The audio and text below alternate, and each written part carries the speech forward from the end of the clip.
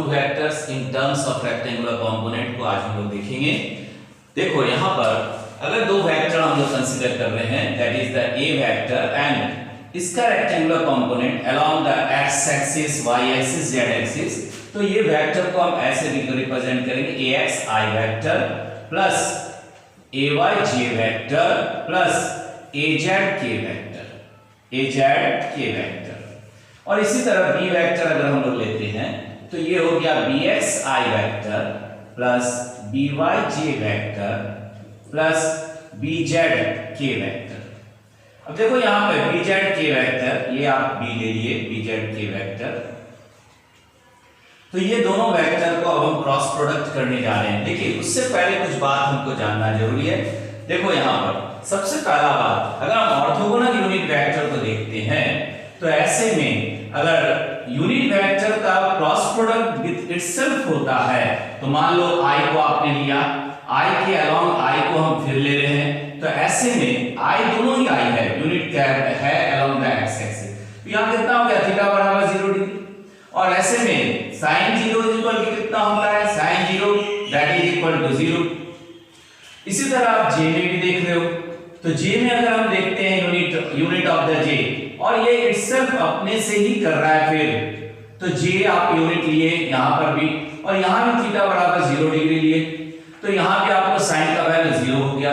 और अगर k में बात कर रहे हैं, यूनिट के साथ unit of the k here also, k here also, और they make a cross product means अब यहां पर भी देख रहे हैं दोनों के बीच में थीटा बराबर कितना है, 0 डिग्री है। तो एक कंक्लूजन हमारे पास आ रहा है, कंक्लूजन क्या आ रहा है, that is i cross i that is equal to 0। उसी तरह यहां भी देख रहे हैं j cross j that is again equal to 0। और फिर यहां भी देखें k cross k that is also equal to 0। तो ये नल वेक्टर को रिप्रेजेंट कर रहा है, it is a null vector, यहां भी नल वेक्टर हो गया, यहां भी नल वेक्टर हो गया, यहां भी नल वेक्टर हो गया।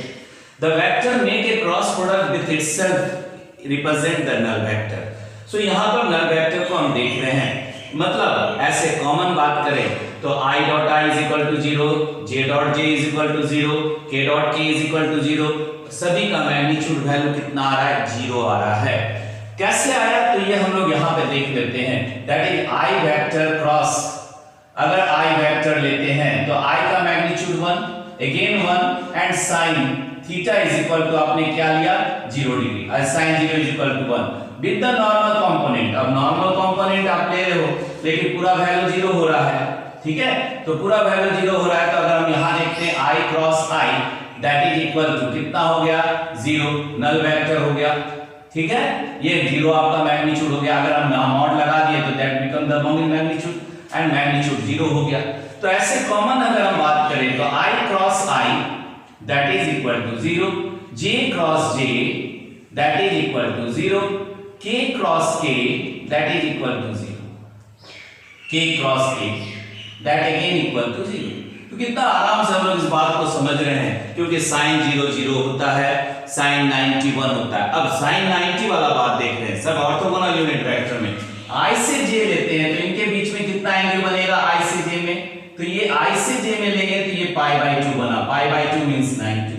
अगर हम j2k लेते हैं तो हियर आल्सो, यहां पर भी हम क्या देख रहे हैं, पाई बाय 2 बन रहा है। और अगर हम यहां भी लेते हैं तो यहां पर भी 90 डिग्री बन रहा है, पाई बाय 2, और pi by 2 that is the 90 degree. So अब हम सब जानते हैं pi by 2 that means equal to 90 degree, और sin 90 इज इक्वल टू 1 होता है। हम सब पढ़े हुए हैं कि sin 90 that is equal to 1। तो अब अगर i क्रॉस j करेंगे तो वैल्यू आपका 1 आ जाएगा, और 1 आएगा मींस, और क्योंकि ये क्या है, क्रॉस प्रोडक्ट है, एक प्लेन अगर कंसीडर करो तो उसका परपेंडिकुलर आ जाएगा। तो अगर हम xy प्लेन लेंगे तो परपेंडिकुलर क्या हो जाएगा, k हो जाएगा, z हो जाएगा। अगर हम yz प्लेन लेंगे तो परपेंडिकुलर क्या हो जाएगा, x हो जाएगा। अगर हम zx प्लेन लेंगे तो ऐसे में y हो जाएगा। तो एक तरह से हमारे पास ये भी रिलेशन आ गया कि if I will do the cross product of i cross j, और i क्रॉस j कितना हो गया, k के बराबर k पर हो गया। क्यों, अगर पहले समझ लो इसको, i का यूनिट 1 हो गया, फिर j का भी यूनिट 1 हो गया, साइन का value 90 degree, sine 90 is equal to 1 होता है और यूनिट कैप आप लगाएं। अब ये 1 का सारा वैल्यू आपके पास आ गया, सो i cross j that represent is what, that is the 1 और यूनिट वैल्यू, यूनिट में नॉर्मल कंपोनेंट n क्या है, यूनिट वेक्टर क्या है, that is the normal component. तो एक प्लेन का नॉर्मल तीसरा एक्सिस हो जाएगा, xy प्लेन लिया तो z हो जाएगा एंड z का यूनिट क्या है, k है। तो ऐसे में हम क्या लिख देंगे, यहां पर k लिख देंगे, that become the k unit cap, क्योंकि 1 कोएफिशिएंट 1 हो गया। इसी तरह हम j और k को ले लिए, तो j cross k that equal to i unit cap, और इसी तरह आगे बढ़ गए तो k cross i that is equal to कितना क्या हो गया, j हो गया। ये पॉजिटिव हमको दिख रहा है और हम इस पॉजिटिव से एक रिलेशन यहां बना रहे हैं। क्या रिलेशन बना रहे हैं, देखो समझो बात को। अगर हम एंटी क्लॉकवाइज मूवमेंट करते हैं, ये देखो i से j में, फिर j से k में, तो i से j में गए तो रिजल्ट k हुआ, j से k में गए तो रिजल्ट i हुआ, और अगर हम k to i गए तो रिजल्ट क्या होगा, j होगा। ठीक है, तो ऐसे में इसका मतलब अगर हम एंटी क्लॉकवाइज को देख रहे हैं तो एंटी क्लॉकवाइज आपको क्या मिल रहा है, ये एंटी क्लॉकवाइज हो गया, that is the anti clockwise. And anti clockwise को डायरेक्शन को आपने क्या लिया, एंटी क्लॉकवाइज मोशन हुआ, डायरेक्शन हुआ, जो भी बोलो, मोशन देख रहे हैं या डायरेक्शन देख रहे हैं, ठीक है। तो ये जो आप ले रहे हो मोशन को किधर का, i से j की ओर, तो ये आपको क्या देगा, पॉजिटिव वैल्यू देगा।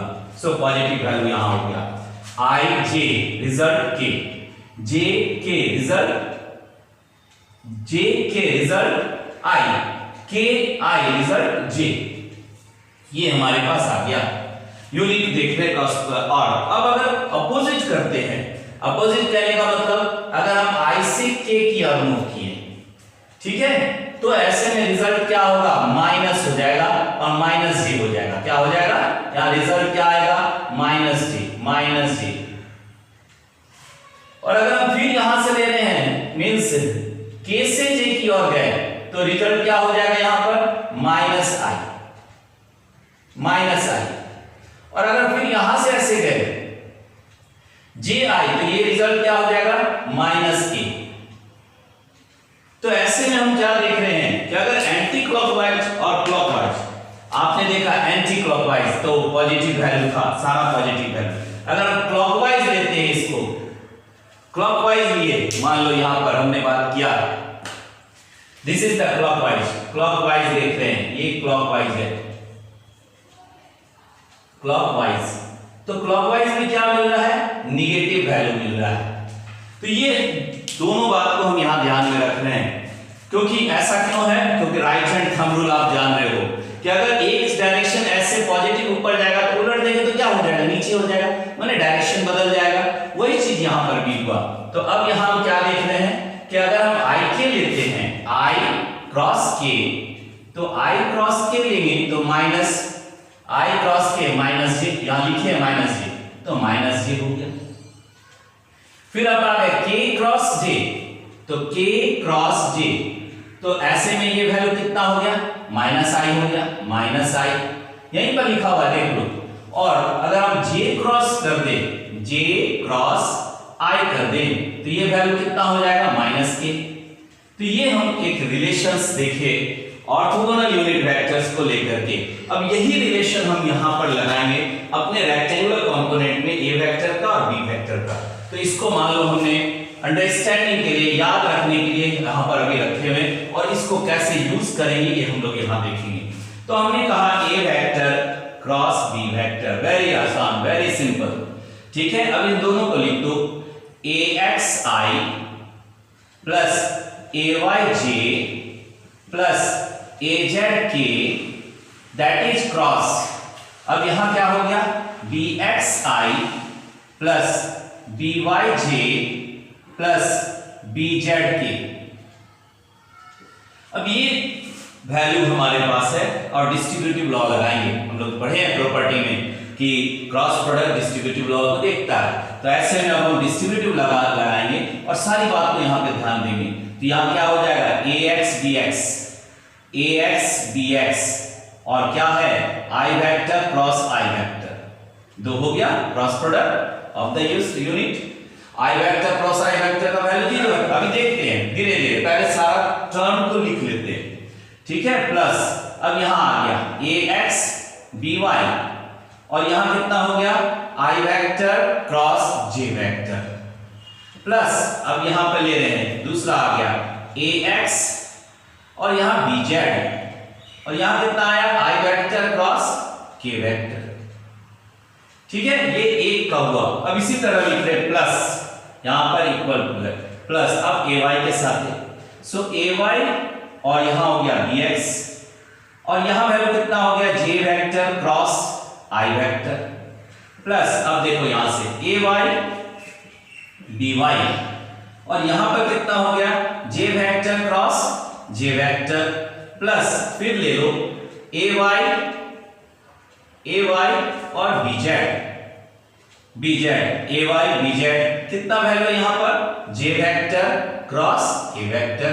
सिंपल वे में डिस्ट्रीब्यूटिव लॉ को लगा रहे हैं, प्लस यहां पर अब आ गए फिर तीसरा के लिए, तो ये हो गया az bx और यहां वैल्यू कितना है, k क्रॉस i, ठीक है।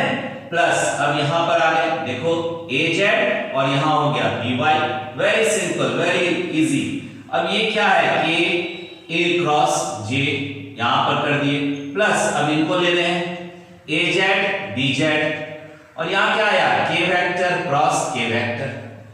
देखो तीन फैक्टर तो तुम्हारा ऐसे ही खत्म हो गया, कौन कौन, i क्रॉस i, देखो यहां पर बहुत ही आसान, i cross i that value is the 0, i cross i is equal to 0। फिर कौन सा आया, तो j cross j again it is 0।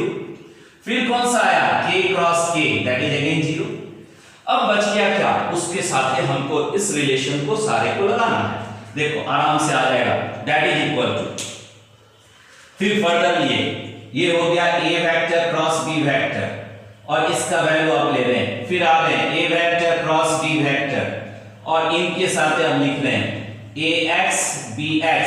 देखो i डॉट i सॉरी इसको नहीं लेंगे क्योंकि तो 0 हो गया, इसको हटा दिए, that complete term become the 0। तो अब यहां पर लिख रहे हैं ax by और ij, तो ij क्या हो जाता है, k हो जाता है, ij क्या हो जाएगा, k हो जाएगा, तो इसका वैल्यू यूनिट कैप क्या हो गया, यूनिट कैप k, ठीक है।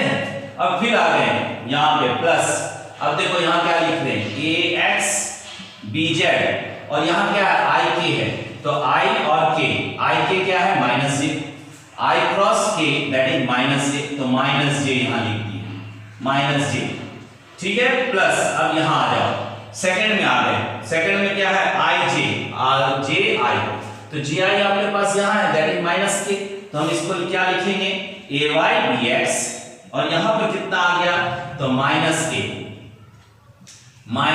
k, ठीक है। अब यहां पर आ गए दूसरा प्लस ay by और ये तो 0 हो गया, इसको छोड़ दो, यहां आ गए ay bz और यहां कितना हो गया, j क्रॉस k, तो j cross k is equal to i, यहां देखो j cross k is equal to i, तो इसके जगह हम i लिख दिए सीधा सीधे, ठीक है। अब आ गए यहां पर, तो ये अब लिख रहे हैं प्लस baz, ये हो गया तुम्हारा az bx और k क्रॉस i, तो k क्रॉस i क्या देगा, j देगा, यहां लिखें k cross i is equal to j, तो अब इसको हम यहां j ले लिए, ठीक है, यूनिट कैप j। प्लस अब आगे जा रहे हैं, कितना है यहां पर, तो az by और az by k cross j, तो k cross j that is the minus k cross j minus i, यहां कितना हो गया माइनस i। ये सारा कैरेक्टर हम लोग लिख दिए यहां पर, क्योंकि ये 0 हो गया, ये 0 हो गया, ये 0 हो गया, तो इन सब को हटा दिए। अब देखना है कि i कंपोनेंट कौन कौन है और j कौन है, k कौन है, तो इसको हम क्या लिखेंगे, अब i की जगह हम लिख रहे हैं, यहां i है ay bz माइनस इसको लिख दो az by और इतना को वैल्यू क्या है, i है, that is the I, plus अब देखो जे के साथ यहां माइनस जे है और यहां प्लस जे है, तो हम क्या लिखेंगे ए जेड बी एक्स माइनस यहां आ गया ए एक्स बी जेड, और इतना के साथ क्या लगा दिए जे लगा दिए, जे कंपोनेंट, प्लस अब क्या करना है तो के वाला लेना है। अब के कहां कहां है, यहां है, तो हम लिख सकते हैं ए एक्स बी वाई, और इसके जगह में क्या हो गया माइनस, क्योंकि माइनस बाहर आ जाएगा, ये हो गया ए वाई बी एक्स, और इतना के साथ में क्या लगा दिए के यूनिट क्या, तो ये क्या हो गया that is the A X B X का ए क्रॉस बी का वैल्यू आ गया वेक्टर रिप्रेजेंटेशन में, ए क्रॉस बी का वैल्यू आ गया वेक्टर रिप्रेजेंटेशन में। तो हम लोग इसको पूरा कैरेक्टर को समझे ऑर्थोगोनल यूनिट वेक्टर के रिलेशन के साथ, और हम इस रेक्टेंगुलर कंपोनेंट को इस डिस्ट्रीब्यूटिव लॉ के द्वारा निकाले। किसके द्वारा निकाले, by using the distributive law. यहां क्या आपने यूज किया, by using the distributive law, लिख सकते हैं यहां पर by using distributive law, distributive law को आप यूज करके ए रिलेशन को निकाले। अब इससे आसान तरीका सिंपल वे में सभी चीज को ध्यान में रखते हुए डिटरमिनेंट मेथड को भी हम क्या लेते हैं, वो और आसानी से हो जाएगा। इतना करने में क्या है कि we may face some confusion, may face some error, ठीक है, लेकिन अगर हम डिटरमिनेंट मेथड यूज करते हैं तो अब देखो डिटरमिनेंट मेथड को यूज कर रहे हैं और यहां डिस्ट्रीब्यूटिव लॉ हटा रहे हैं, ठीक है, तो ये सिंपल वे में आराम से आप मैट्रिक्सेस बोलो या डिटरमिनेंट बोलो, किसी भी एक कर सकते हैं, और ऐसे में हम सिंपल वे में कैलकुलेट कर सकते हैं। देखो यहां पर, लेकिन उसका भी एक छोटा सा नियम है, जैसे हमने आई कंपोनेंट लिया, जे लिए, के लिए, ठीक है, ये तीन तो हुआ, लेकिन हम इसको फर्दर और बढ़ा रहे हैं अपने अंडरस्टैंडिंग को समझाने के लिए। ये यहां पर ले लिए, ठीक है, यहां तक हमने लिख दिया, लेकिन इसके बाद भी हम एक आई लिए और जे लिए, क्योंकि अब इसको इसी को रिपीटेशन होता है, इसलिए यहां पर ऐसा किए। तो यहां हो गया कितना ए एक्स, यहां हो गया A Y, that become the A Y, और यहां हो गया ए जेड, लेकिन यहां पर भी हमने लिख दिया ए एक्स और ए वाई, यहां हो गया B X B Y B Z and B X B Y. ये सब क्या है, दीज आर द कोएफिशिएंट, और ये हो गया यूनिट, या कह सकते हैं मैग्नीट्यूड, और ये हो गया वेक्टर बनाने के लिए डायरेक्शन हो गया, मैग्नीट्यूड डायरेक्शन, तो सारे मैग्नीट्यूड को आपने रख दिया, ठीक है। अब ध्यान रखना है कि हाउ वी परफॉर्म, तो अगर हम आई निकालते हैं, सिर्फ देखो यहां पर ये एक्चुअल में यहीं तक हम ले रहे हैं, लेकिन हम इसको समझाने के लिए आगे इसी टर्म को रिपीट किए, ताकि आप भी ऐसे करेंगे 2 सेकंड के अंदर में आपको रिजल्ट आ जाएगा। कैसे बेटा, देखो अब यहां पर हम लिख रहे हैं दैट रिजल्ट आई लेना है हमको, आई कंपोनेंट आई कंसीडर किए, और जब हम आई कंसीडर कर रहे हैं तो आई का रो और कॉलम को हम क्लोज कर देंगे, ठीक है। तो हमने जस्ट इसको इन दोनों को बात को बंद कर दिया, यहां पर आई का कॉलम, आई का रो और आई का कॉलम को हम क्लोज कर दिए, ठीक है, इस कॉलम और इस रो को बंद कर दिए। तो मेरे पास बचा क्या, तो बचा क्या, देखो यहां पर अब ये ले रहे हैं, ये हो गया आपका इनका product A Y B Z minus इनके साथ है, ये हो गया बी वाई ए जेड। तो इसी को हम यहां लिखने जा रहे हैं, दैट इज द, देखो यहां ये हो गया सिंपल वे में A Y B Z minus, minus यहां आपने लिया है माइनस, ये हो गया बी वाई ए जेड, एक रिलेशन आ गया, और जो पहले आपने रिलेशन निकाले थे उससे मिला भी देंगे, प्लस यहां हो गया जे। अब जे के साथ करेंगे, इसका हमने जे के रो को क्लोज करो और जे का कॉलम भी बंद कर दो। तो अब आगे बढ़ रहे हैं, अब यहां आ गए इनके साथ माइनस इनका product A Z B X product with minus with of the B Z A X. तो हम इसको यहां यही लिखने जा रहे हैं, ठीक है। तो ये रिलेशन क्या हो गया, that is the A Z B X, और माइनस कर दिए, और यहां क्या लेंगे बी जेड ए एक्स, ठीक है, ये जे का कॉलम हो गया, प्लस फिर अब के साथ लेना है, तो के का कॉलम लेना है, के लेना है यूनिट का। तो ऐसे में अब सेम उसी तरह प्रोसेस को हम आगे बढ़ाएंगे। प्रोसेस को आगे क्या बढ़ाएंगे, ax by प्रोडक्ट करेंगे, product of ax by minus इनके साथ ले लीजिए प्रोडक्ट ऑफ bx ay। और क्या क्या कॉलम बंद किए, इसको बंद कर दिए, k का रो कॉलम और k का रो बंद कर दिए। ठीक है, k का कॉलम और k का रो क्लोज कर दिए। तो ax by minus by az। अब इस चीज को यहां लिख रहे हैं, कितना आ गया यहां पर, तो आप लिखे ax by minus bx ay। अब ये रिलेशन अपने आप निकल गया। बोलो, इसके लिए आपको डिस्ट्रीब्यूटिव लॉ लगाना पड़ा और लॉ लगाने के बाद 9 फैक्टर्स को इसके हिसाब से देखना पड़ा और ये एक स्टेप में आप डिटरमिनेंट या मैट्रिक्स मेथड से कंप्लीट कर दिए।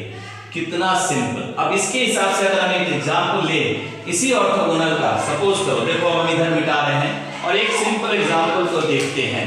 सब आप कर रहे हैं एक एग्जांपल हम लोग ले रहे हैं।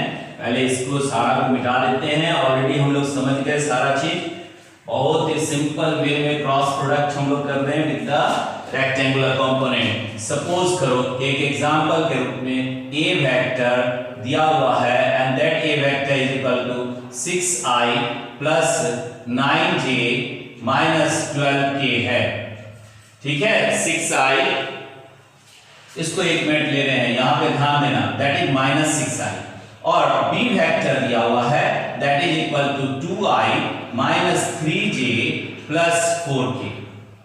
ये आपको वैल्यू दिया हुआ है दो रेक्टेंगुलर कंपोनेंट वेक्टर a और वेक्टर b का अलोंग x y z। और कह रहा है कि parallel to each other both vectors are, या कह सकते हैं so that the vector a and b are parallel to each other, so that the vectors a vector and b vector are parallel to each other। तो सबसे पहला बात है कि अगर हम पैरेलल वेक्टर लेते हैं तो a वेक्टर, अब सॉल्यूशन देखो यहां पे, आप प्रूफ कर सकते हैं। ठीक है, प्रूफ कर रहे हैं, प्रूफ। तो a vector cross b vector अगर पैरेलल है, इसका मतलब द वैल्यू इज द 0। ठीक है, पैरेलल का मतलब थीटा बराबर 90 डिग्री, पैरेलल का मतलब थीटा बराबर 0 degree and sine of the 0 degree is equal to again 0। तो यहां पर क्या हो गया, 0 हो गया। नल वेक्टर आ रहा है, अगर मैग्नीट्यूड के बारे में बात कर रहे हैं तो इट इज ओनली 0। ठीक है, तो ये बात आपको करना है, so that the vector a and b are parallel to each other. ठीक है, अब इसको हम ले रहे हैं तो कैसे होगा 0, अगर 0 आ जाता है इसका मतलब a एंड b पैरेलल है। तो यहां पर इसी रिलेशन को हम ले रहे हैं, तो यहां पर क्या करेंगे, तो a vector cross b vector. अब बोर्ड में देखो इसी डिटरमिनेंट फॉर्म को, इसी फॉर्म को हम लेकर के चल रहे हैं, दैट इज इक्वल टू, यहां क्या लिख देंगे, a that i j k i j हो गया। यहां पर पहला हो गया -6, दूसरा हो गया 9 और -12, फिर -6 माइनस यहां पर आ गया 9। ठीक है, अब आगे ले रहे हैं, तो ये हो गया 2 -3 4 एंड अगेन 2 -3, क्योंकि जिसका जो वैल्यू है उसकी जगह पे आप रख दिए। अब इनको जैसे आप ऑपरेट करते हैं सिंपल वे में, i निकालना है तो i इज इक्वल टू, अब देखो यहां पर a y b z, तो अब आप इसके साथ करेंगे इन दोनों के साथ माइनस इनके साथ। ठीक है, चलो इसको हम ऐसे दिखा रहे हैं आपको। यहां पर हो गया, अगर हम i कॉलम ले रहे हैं, i का केस ले रहे हैं, i का केस ले रहे हैं, तो ऐसे में इनके बीच में प्रोडक्ट -3 इंटू, अब देखो 9 यहां हो गया 36, यहां कितना हो गया 36 हो गया, और माइनस यहां पर भी है, माइनस यहां पर भी है, माइनस यहां भी है, तो ये माइनस माइनस हो गया, और 12 किया 36 36 दैट मच। और इसके बाद j ले रहे हैं तो प्लस j। अब यहां पर आ गए तो इनको भी बंद करेंगे, ये आपका कॉलम बंद हो जाएगा, ये रो बंद हो जाएगा। तो फिर यहां से इतना माइनस, यहां पर 12 माइनस, अब यहां हम लिख दिए -24, अब यहां पर हो गया माइनस माइनस, यहां भी माइनस है, अब ये माइनस है तो +24। ठीक है, प्लस अब ये फिर ले रहे हैं प्लस k, प्लस के, और के जगह पे यहाँ इनके जगह पे माइनस इनके जगह पे। अब यहाँ देखो कितना आ गया यहाँ पर, तो ये हो गया माइनस माइनस प्लस 18 और ये हो गया माइनस 18। तो अब इसी पूरे रिलेशन को हम देख रहे हैं। पूरे रिलेशन को आपने देखा 36 माइनस 36 प्लस जे, यहां हो गया minus 24 plus 24 that is plus के, और यहां हो गया 18 माइनस 18, और ये रिलेशन हमारे पास आ गया। अब देखो टोटल वैल्यू कितना हो गया, तो ए वेक्टर क्रॉस बी वेक्टर, अगर मैग्नीट्यूड में बात करते हैं और अगर सिंपल देख रहे हैं तो टोटल वैल्यू क्या होगा, 0 हो गया। That means A vector and to B vector are parallel, thus लिख सकते हैं thus vector A is parallel to the vector B, vector B के पैरेलल है, ठीक है, या vector B is parallel to the vector A, each vector are parallel to each other, that is लिख सकते हैं that is each vectors are parallel to each other। तो ये तरीका हमने सीखा एक अलग से डिटरमिनेंट मेथड से, एक लाइन में आंसर हम लोग अचीव कर रहे हैं, जबकि डिस्ट्रीब्यूटिव लॉ के हिसाब से किए थे तो बहुत लंबा करना पड़ा था, ठीक है। In the next video we will see the numericals related with the vector properties of the vector product, ठीक है। So for that good luck to all of you.